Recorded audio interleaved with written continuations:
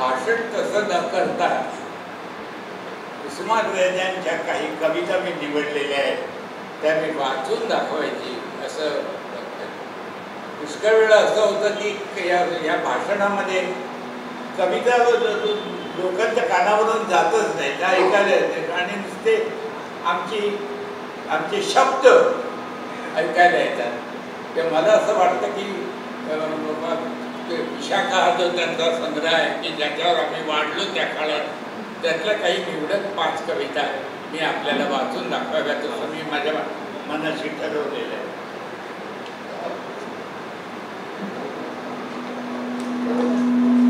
कुसुमाग्रजांवर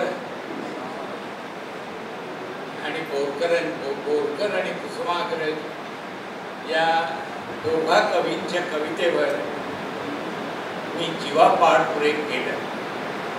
त्यांच्या कवितेची माझ्या पहिल्या धारा नृत्य हा जो कविता संग्रह आहे त्याच्यावर मी तो आणि दुसरा संग्रह जिप्सी,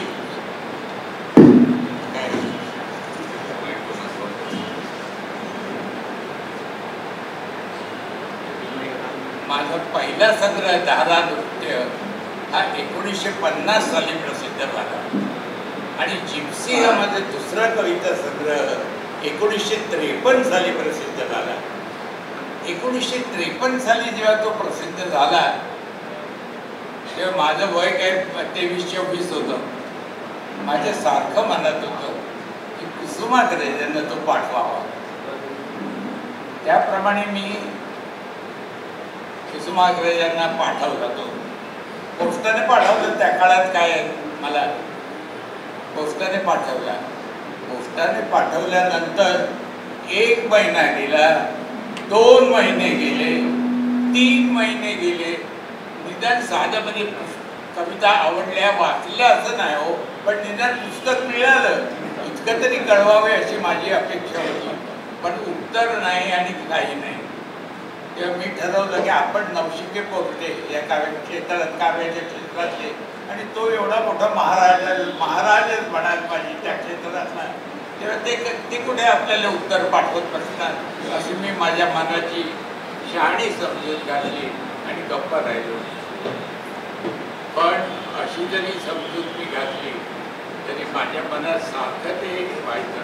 आणि एक दिवस 4 महिने उलटल्यानंतर एक कार्ड आलं, प्रिय पाडगावकर, तुम्ही अगत्यपूर्वक पाठवलेला तुमचा जिप्सी हा संग्रह मिळाला, तो मी वाचला, मला तो आवडला.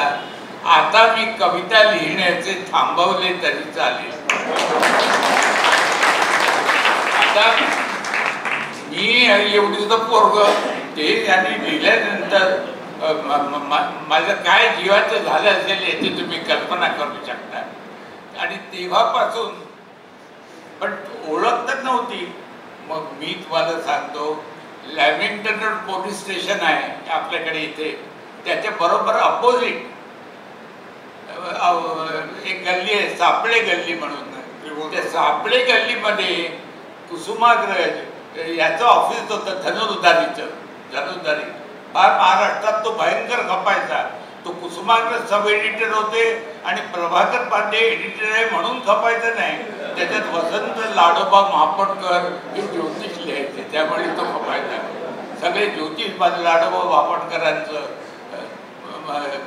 ते धनुर्धारीला फार पावलेलं होतं. असं म्हणायला पाहिजे. अशा तऱ्हेने कुसुमाग्रजांना मी आतून ओळखायला लागलो. त्या गल्लीच्या तोंडाशी एक इराण्याचं हॉटेल होतं. आता तिथे काय झालंय मला माहीत नाही, पण त्या इराण्याच्या हॉटेलला 4-5 पायऱ्या होत्या. मी त्या पायऱ्यावर उभं राहून कुसुमाग्रजांना बघायला उभं राहत होते. इतकं त्यांच्या कवितेवर आणि त्यांच्यावर आणि माझ्या पिढीतल्या लोकांनी किंवा मी स्वतः म्हणा प्रेम केलं. त्यांनी मला शेवटी एक दिवस मी सांगितलं तर पत्र आलं आणि त्याच्यात लिहिलं होतं, तुमच्या कविता वाचल्या, जिप्सी वाचलं, आता मी कविता लिहिण्याचे थांबवले तरी चालेल, असं ते होतं. आता एवढा मोठा कवी आणि एवढं लिहिलेलं, नंतर त्यांची आणि माझी बोरकरांची काय त्यांची काय खूप वैयक्तिक मैत्री झाली, प्रेम त्यांचं दोघांचं मला कवी म्हणून नाही मिळालं आणि एक व्यक्ती म्हणून नाही मिळालं, दोन्ही मिळाली. आणि त्यांच्या प्रेमावर आणि त्यांच्या कवितेवर एक साहित्यिक म्हणून माझ्यातला जो कवी आहे तो वाढला, हे मला अगदी कबूल करताना अतिशय आनंद होतोय. आज मी फक्त त्यांच्या 5 कविता निवडल्या आहेत आणि त्या मी आपल्याला वाचून दाखवणार आहे. कुसुमाग्रजांची जीवन श्रद्धा ज्याला आपण म्हणतो एखाद्या कवीची, ती व्यक्त करणारी ही कविता आहे. ही श्रद्धा त्यांच्या याच कवितेला नव्हे तर सगळ्या कवितांना कुसुमाग्रजांच्या विशाखामधल्या व्यापून राहिलेली आहे. दूर मनोरथ वादळला हा जीवन सागर, अवसेची रात पाण्यावर गडबडा लोळतो उसलेला वात. आंबावून अभ्रांच्या गर्दीत, आंबावून अभ्रांच्या गर्दीत उदमरल्या तारा, सुराने तडतडा फाडतो उभे शीड वारा. पिंजुनिया आयाळ गर्जती लाटा भवताली, पिंजुनिया आयाळ गर्जती लाटा भवताली. प्रचंड पिंगांबरी फुटते जळ आदळून खाली. प्रवासास कल्पते आपुली, प्रवासास कल्पते आपुली. अशा काळ राती वावटळीतील पिसांप्रमाणे हेलावत जाती. परंतु अंधारात चकाके बघा बंद रात्र, परंतु अंधारात चकाके बघा बंद रात्र. स्तंभावरचा प्रकाश हिरवा तेजस्वी शांत. किरणांचा उघडून पिसारा देवदूत कोणी, किरणांचा उघडून पिसारा देवदूत कोणी.